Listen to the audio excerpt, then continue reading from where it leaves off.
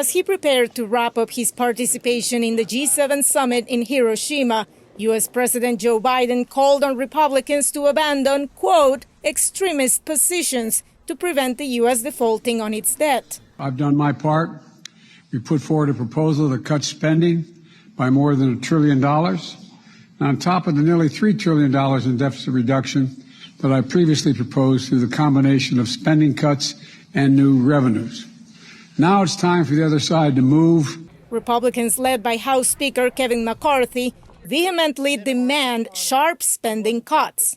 U.S. Representative Jody Arrington explained to ABC's This Week why he rejects Biden's budget proposal to increase revenue by rolling back tax breaks for wealthy individuals and corporations.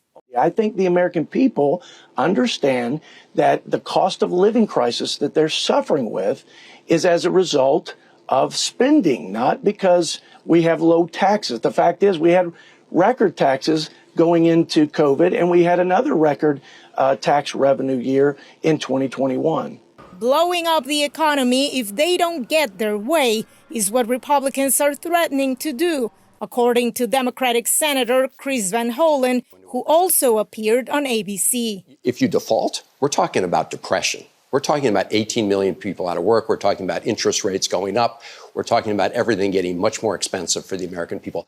If the debt ceiling isn't raised, hard choices will have to be made, conceded Treasury Secretary Janet Yellen on NBC's Meet the Press. We have to pay interest in principal on outstanding debt. We also have obligations to seniors who count on Social Security, our military that expects pay, contractors who have provided services to the federal government, and some bills have to go unpaid. As early as June 1st is when Secretary Yellen estimates the U.S. would run out of cash if Republicans and Democrats in Congress are unable to reach a deal. Veronica Balderas Iglesias, VOA News, Washington.